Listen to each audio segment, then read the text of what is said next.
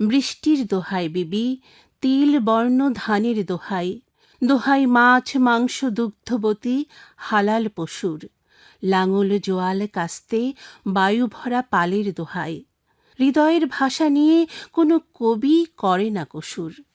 প্রিয় শ্রোতা বন্ধুরা, শ্রাবণের অপরাহ্ন বেলায় সাহিত্য প্রসঙ্গ অনুষ্ঠানের আজকের পর্বে আপনাদের সাদর আমন্ত্রণ। অনুষ্ঠানের শুরুতে কবিতার যে 4টি পংক্তি উচ্চারণ করেছি সেগুলো কবি আল মাহমুদের সোনালী কাবিন কাব্যগ্রন্থের। সোনালী কাবিন আধুনিক বাংলা কবিতার এক কালজয়ী সৃষ্টি।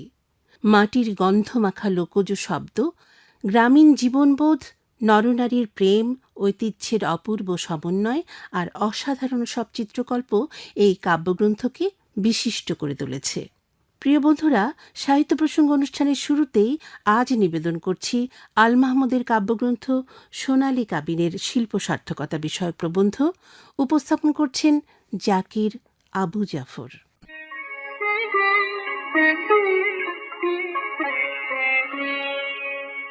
সোনালী কাবিন বাংলা ভাষার এক অনবদ্য কাব্যগ্রন্থ, গুরুত্বপূর্ণ এক কবিতার বই।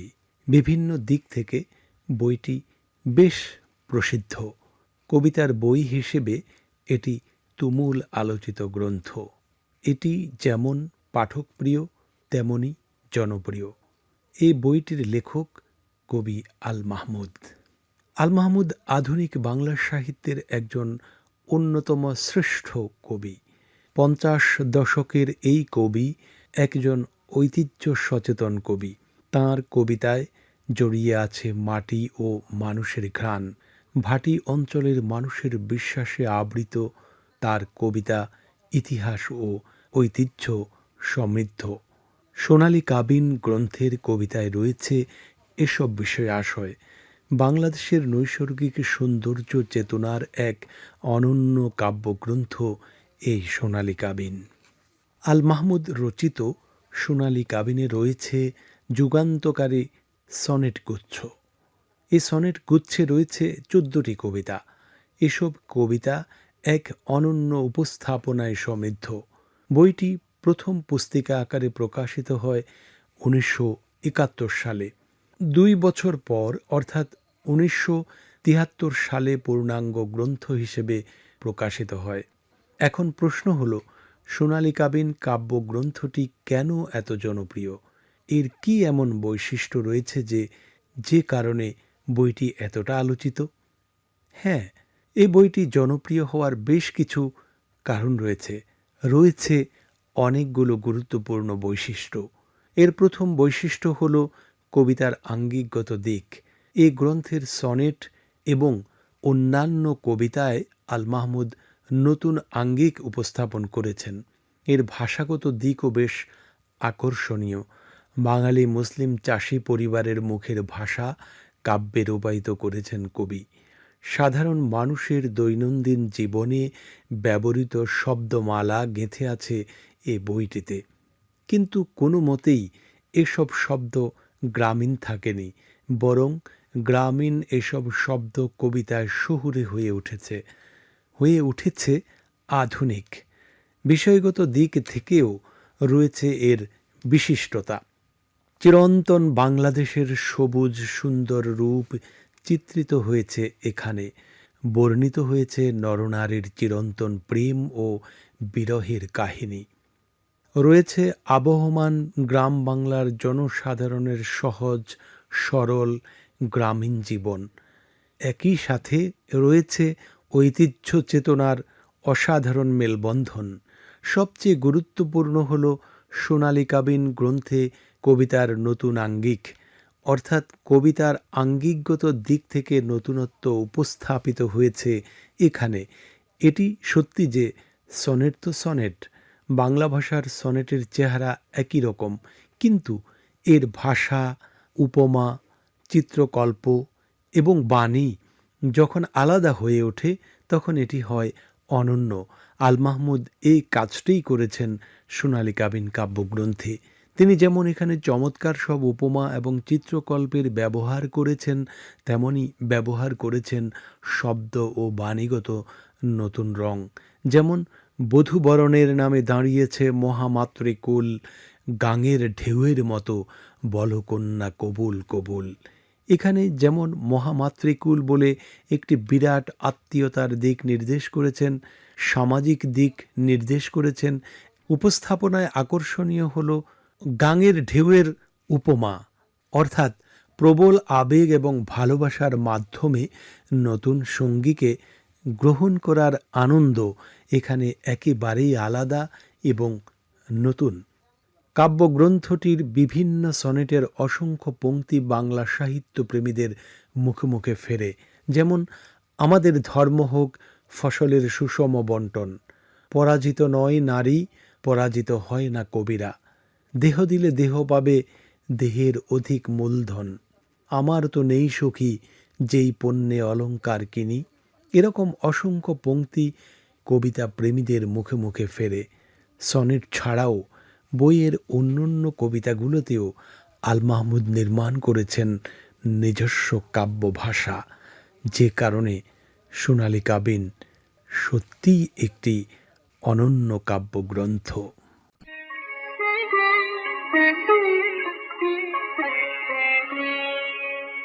কবিতা শব্দে ছন্দে রচিত পংক্তিমালা। কবিতা এক এক জনের কাছে এক এক রকম স্বাদে গন্ধে আহ্লাদে পুষ্পিত। কবিতা কখনো আবেগাশ্রয়ী কথামালা, কখনো অনুভূতিপ্রবণ মনের বহিঃপ্রকাশ। প্রিয় বন্ধুরা, এবারে শুনব কবিকণ্ঠে স্বরচিত কবিতার পাঠ। কবিতা পাঠ করছেন কবি হাসান হাফিজ। মেঘমল্লার। মেঘ জমেছে ঈশান কোণে, আন্ধা কালো ডানাওয়ালা চৈত্র সাঝের মেঘ, ঝড়ের তোড়ে উড়িয়ে নেবে ফসল জমিন গাছগাছালি, ফানা ফানা হতে হতেই উড়াল দেবে দূরে আকাশ অন্তপুরে। মেঘের ক্রোধে ঝড়ের সানাই আয় প্রকৃতি কান্না বানাই, হোক না বিলীন ফানা ফানাই, না হয় ধ্বংস হোক। থামবে কখন রোখ, থামলে পরেই খান্তি দেবে, তার আগে আর নয়, বুঝলে মহাশয়। এই যে ঝড়ের ফুর্তি মাতম, মনের কলুষ কালো তাসে উড়িয়ে নিতে চায় না, প্রতিক্রিয়ার আবর্জনা সরিয়ে সে সুখ পায় না। মানব মনের ভিতর বাগে ক্ষুদ্রতা খেদ হচ্ছে বড়, ব্যাপার বলো কেমন তোর।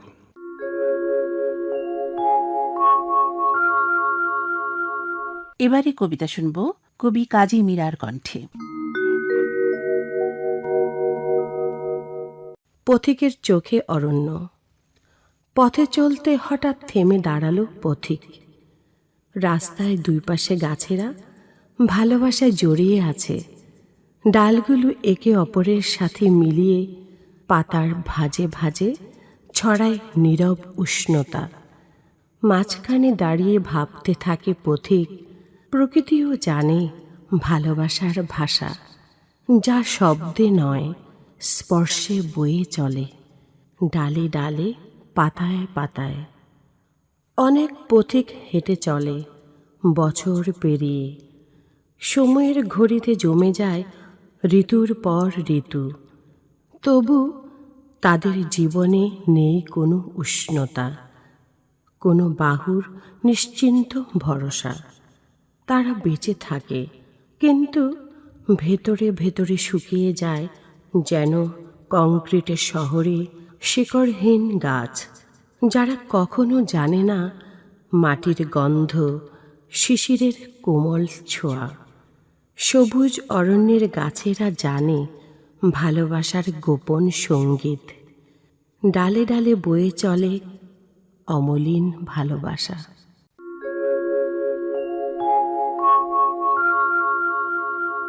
এবারে স্বরচিত কবিতা শুনব কবি অদ্বৈত মারুতির কণ্ঠে। সাম্রাজ্য বেদনা। ঝুম বৃষ্টি হচ্ছে, মাটি একান্তে ভিজিয়ে নিচ্ছে নিজেকে। এই ধ্বংসাবশেষে ফোটে কোমল শিশির, স্লোগানে স্লোগানে মুখরিত ইটের পাঁজর, লালে রঙিন দেয়াল, পুরনো অট্টালিকা, বিশাল সাম্রাজ্য জুড়ে প্রেম, অস্ফুট বেদনার মতো ফোটে। এই প্রেম কয়লা খনির নিচের বিষ, দীর্ঘদিনের পরিত্যক্ত সুরম্য গর্ভাশয়। সম্পর্কগুলো জোড়াতালির মানচিত্র, ধ্বংসপ্রবণ এক একটি ছায়া। তাকালে ঝুরঝুর করে ভেঙে পড়ে বিশ্বাসের বনেদি দেয়াল। প্রেম এখানে প্রতিশ্রুতিহীন অঙ্গীকার শুধু।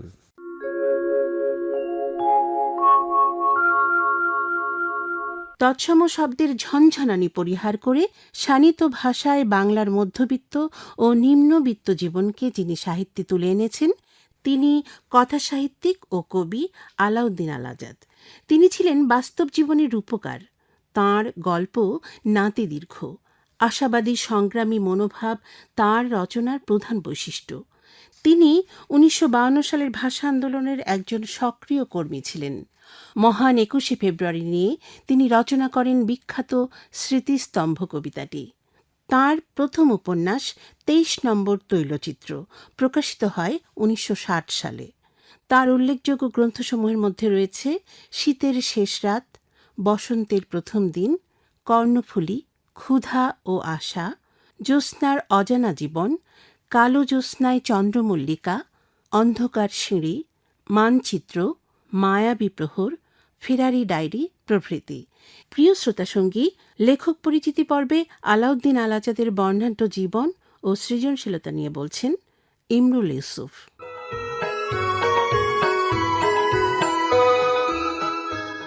স্মৃতির মিনার ভেঙেছ তোমার, ভয় কি বন্ধু, আমরা এখনো 4 কোটি পরিবার খাড়া রয়েছি তো। যে ভিত কখনো কোনো রাজন্য পারেনি ভাঙতে। প্রথম শহীদ মিনার ভাঙার প্রতিবাদে কবিতা স্মৃতিস্তম্ভ লিখেছিলেন ঢাকা বিশ্ববিদ্যালয়ের বাংলা বিভাগের 2য় বর্ষের ছাত্র আলাউদ্দিন আল আজাদ। পরবর্তী সময়ে লিখেছেন গল্প, উপন্যাস, নাটক, প্রবন্ধ, শিশু সাহিত্য, সাহিত্য সমালোচনা প্রভৃতি। আলাউদ্দিন আল আজাদের জন্ম 1932 সালের 6 মে নরসিংদী জেলার রায়পুরা উপজেলার রামনগর গ্রামে। 1949 সালে ইন্টারমিডিয়েটে কৃতিত্বপূর্ণ ফল করে জায়গা করে নিয়েছিলেন বোর্ডের মেধা তালিকায়। ঢাকা কলেজে থাকার সময় কলেজের ছাত্র সংসদের সাহিত্য সম্পাদক ছিলেন এই গুণী লেখক। আলাউদ্দিন আল আজাদের সাহিত্য চর্চার সূচনা হয়েছিল মাত্র 13 বছর বয়সে। 1946 সালে মোহাম্মদ নাসিরুদ্দিন সম্পাদিত সওগাত পত্রিকার শ্রাবণ সংখ্যায় প্রকাশিত হয়েছিল তার প্রবন্ধ আবেগ এবং গল্প জানোয়ার। 1950 সালে তিনি ভর্তি হন ঢাকা বিশ্ববিদ্যালয়ের বাংলা বিভাগে। ঢাকা বিশ্ববিদ্যালয়ে পড়াকালীন মাত্র 18 বছর বয়সে প্রকাশিত হয় তাঁর গল্পগ্রন্থ জেগে আছি। 1951 সালে তিনি লিখেছিলেন গল্পগ্রন্থ ধানকন্যা। 1952 সালে রাষ্ট্রভাষা আন্দোলনের সময় আলাউদ্দিন আল আজাদ ছিলেন ঢাকা বিশ্ববিদ্যালয়ের ছাত্র, ছিলেন ভাষা আন্দোলনের সক্রিয় কর্মী। 1952 সালের 21শে ফেব্রুয়ারি রক্তাক্ত ঘটনার দিনে বিক্ষোভকারীদের একজন হিসেবে তিনি প্রত্যক্ষ করেন 21শের প্রথম শহীদ রফিক উদ্দিনের নির্মম মৃত্যু, আব্দুল জব্বার ও বরকতের গুলিবিদ্ধ হওয়ার দৃশ্য। 26 ফেব্রুয়ারি রাতে ইকবাল হলে, যে হলের বর্তমান নাম জহুরুল হক হল, এই হলে বসে তিনি লেখেন স্মৃতিস্তম্ভ কবিতাটি। 1953 সালে ঢাকা বিশ্ববিদ্যালয়ের বাংলা বিভাগে স্নাতকে প্রথম বিভাগে প্রথম হয়েছিলেন তিনি। সংবাদপত্রে খণ্ডকালীন চাকরি করেছিলেন এই সময়ে। 1954 সালের মাস্টার্সেও প্রথম বিভাগে প্রথম হয়েছিলেন তিনি। প্রথমে নারায়ণগঞ্জের তোলারাম কলেজ, এরপরে 1956 সালে শিক্ষক হয়ে চলে এলেন জগন্নাথ কলেজে। জগন্নাথ কলেজে থাকাকালীন 1958 সালে প্রকাশিত হয়েছিল তাঁর প্রথম নাটক মরক্কোর জাদুকর। একই বছর প্রকাশিত হয়েছিল তাঁর প্রথম প্রবন্ধ শিল্পীর সাধনা। আলাউদ্দিন আল আজাদের প্রথম উপন্যাস 23 নম্বর তৈলচিত্র প্রকাশিত হয়েছিল 1960 সালে। প্রথম উপন্যাসেই সাড়া ফেলে দিয়েছিলেন তিনি। যে উপন্যাসের উপর ভিত্তি করে পরবর্তী সময়ে নির্মিত হয়েছিল বিখ্যাত চলচ্চিত্র বসুন্ধরা। 1961 সালে প্রকাশিত হয়েছিল তার প্রথম কাব্যগ্রন্থ মানচিত্র। জগন্নাথ কলেজে চাকরি ছেড়ে 1962 সালে যোগ দেন সিলেট এমসি কলেজে। ওই বছর প্রকাশিত হয় তার শীতের শেষ রাত, বসন্তের প্রথম দিন ও কর্ণফুলী উপন্যাস। কর্ণফুলী উপন্যাসে আঞ্চলিক ভাষার ব্যবহারে নিখুঁত দক্ষতার জন্য 1965 সালে ইউনেস্কো পুরস্কার পেয়েছিলেন তিনি। 1962 সালে প্রকাশিত হয়েছিল তার কাব্যগ্রন্থ ভোরের নদীর মোহনায় জাগরণ এবং উপন্যাস ক্ষুধা ও আশা। লন্ডন বিশ্ববিদ্যালয় থেকে তিনি ঈশ্বর গুপ্তের জীবন ও কবিতা বিষয়ে 1970 সালে অর্জন করেন পিএইচডি ডিগ্রি। 1971 সালে মহান মুক্তিযুদ্ধের পর 1972 সালে প্রকাশিত হয় তার লেখা মুক্তিযুদ্ধভিত্তিক নাটক নিঃশব্দ যাত্রা ও নরকে লাল গোলাপ। 1974 সালে ঢাকা কলেজের অধ্যক্ষ হিসেবে যোগ দিয়েছিলেন আলাউদ্দিন আল আজাদ। সে বছর প্রকাশিত হয়েছিল তার প্রবন্ধ সংকলন সাহিত্যের আগন্তুক ঋতু। এছাড়া পেশাগত জীবনে আলাউদ্দিন আল আজাদ মস্কোর বাংলাদেশ দূতাবাসের সংস্কৃতি উপদেষ্টা, শিক্ষা সচিব, সংস্কৃতি বিষয়ক বিভাগ ও শিক্ষা মন্ত্রণালয়েও দায়িত্ব পালন করেছেন। কাজের স্বীকৃতিস্বরূপ পেয়েছেন বাংলা একাডেমি সাহিত্য পুরস্কার, 21 পদক এবং স্বাধীনতা পুরস্কার। কিংবদন্তি কথাসাহিত্যিক, কবি, প্রাবন্ধিক ও শিক্ষাবিদ আলাউদ্দিন আল আজাদ 2009 সালের 3রা জুলাই মৃত্যুবরণ করেন। কৃতি এই লেখকের প্রতি গভীর শ্রদ্ধা।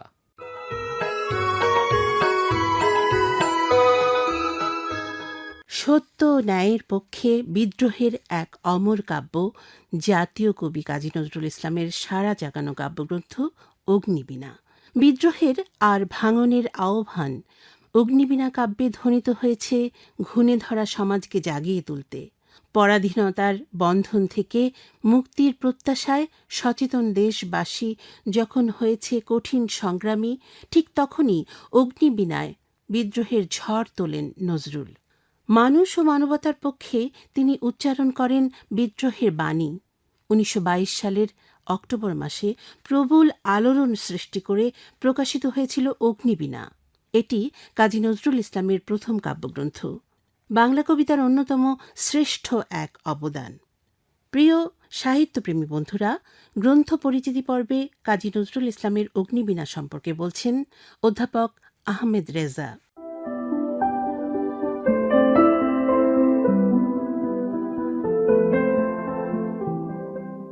শ্রোতাবন্ধুরা, আজ কথা বলবো বাংলা সাহিত্যের এক অনন্য সাধারণ সম্পদ নিয়ে। এই অনন্য সাধারণ সম্পদ একটি সবিশেষ উল্লেখযোগ্য কাব্যগ্রন্থ। কাব্যগ্রন্থের নাম অগ্নিবীণা। আর এই গ্রন্থটির রচয়িতা বাংলাদেশের জাতীয় কবি কাজী নজরুল ইসলাম। কাজী নজরুল ইসলাম বাংলাদেশের জাতীয় কবি, তবে তিনি বিদ্রোহী কবি হিসেবে সর্বমহলে পরিচিত। কাজী নজরুল ইসলামের জন্ম ভারতের পশ্চিমবঙ্গের বর্ধমান জেলার চুরুলিয়া গ্রামে 1899 সালে, আর মৃত্যু 77 বছর বয়সে 1976 সালে বাংলাদেশের রাজধানী ঢাকায়। তার জন্ম ও বেড়ে ওঠা চুরুলিয়ায়। পরবর্তী সময়ে তিনি তার জীবনের একটি বড় পর্ব কলকাতায় কাটিয়েছেন। মাত্র 12 বছর বয়সে তার লেখালেখি শুরু। সে সময় তিনি লেটোর দলে যোগদান করেন এবং দলের জন্য পালাগান রচনা করেন। বিভিন্ন বিদ্যাশিক্ষার প্রতিষ্ঠানে বিভিন্ন সময়ে ভর্তি হলেও তাঁর প্রাতিষ্ঠানিক লেখাপড়ার প্রতি কোনো আগ্রহ ছিল না। তবে ব্যক্তিগত পর্যায়ে তিনি স্বীয় উদ্যোগে প্রচুর পড়াশোনা করেন। বয়স যখন তার মাত্র 18, তখন থেকে তিনি প্রচুর লেখালেখি শুরু করেন। তিনি সে সময় গল্প, কবিতা, গান ও প্রবন্ধ লিখতেন। যত দিন যায় তার সারস্বত সাধনার পরিসর আরও বিস্তৃত হয়। কাজী নজরুল ইসলাম 1942 সালের শেষের দিকে মস্তিষ্কের ব্যাধিতে আক্রান্ত হবার পরে ক্রমশ চৈতন্য ও বাকশক্তি হারিয়ে ফেলেন। এর ফলে তার সাহিত্য সাধনার পরিসমাপ্তি ঘটে। কিন্তু ইতোমধ্যে তার উপস্থাপিত সৃষ্টি সম্ভার তাকে বাংলা সাহিত্যে একটি স্থায়ী আসন দিয়েছে। কাজী নজরুল ইসলামের অন্যতম উল্লেখযোগ্য রচনা অগ্নিবীণা। এটি একটি কাব্যগ্রন্থ। অগ্নিবীণা শীর্ষক এই কাব্যগ্রন্থ প্রকাশিত হয় 1922 সালে। এই গ্রন্থটি প্রথম প্রকাশ করে আর্য পাবলিশিং হাউস। নজরুল তার এই গ্রন্থটি উৎসর্গ করেন বারীন্দ্র কুমার ঘোষকে। এই কাব্যগ্রন্থে নজরুলের অনেকগুলো অত্যন্ত জনপ্রিয় ও সুপরিচিত কবিতা রয়েছে, যথা প্রলয়োল্লাস, বিদ্রোহী, আগমনী, ধূমকেতু, কামাল পাশা, রণভেরি, শাতিল আরব, কোরবানি এবং মুহররম।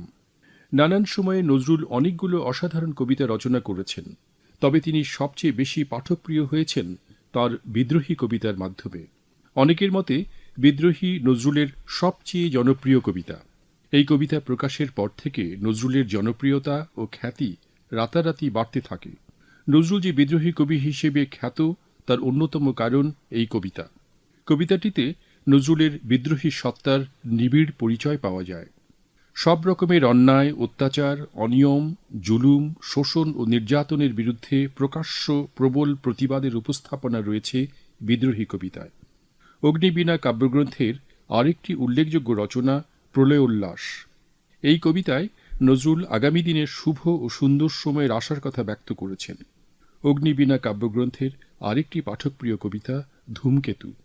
এই কবিতার সঙ্গে বিদ্রোহী কবিতার মিল রয়েছে। ধূমকেতু শীর্ষক কবিতায় নজরুল তার বিদ্রোহী সত্তার পুনঃপ্রকাশ করেছেন। এই কবিতায়ও নজরুল সকল রকমের অন্যায় ও অনিয়মের বিরুদ্ধে তার প্রতিবাদী অবস্থান ব্যক্ত করেছেন। অগ্নিবীণা কাব্যগ্রন্থে কোরবানি ও মুহররম শীর্ষক দুটি কবিতা রয়েছে। এই দুই কবিতায় নজরুল সত্যের ও ন্যায়ের পতাকা ঊর্ধ্বে তুলে ধরেছেন। কাজী নজরুল ইসলাম বাঙালির হৃদয়ে চিরকালের জন্য আসন পেড়ে আছেন তার অসাধারণ রচনার মাধ্যমে। বাঙালির আনন্দে, শোকে, উৎসবে ও কর্মযজ্ঞে অনন্ত অনুপ্রেরণার উৎস হয়ে থাকবেন এই মহান কবি।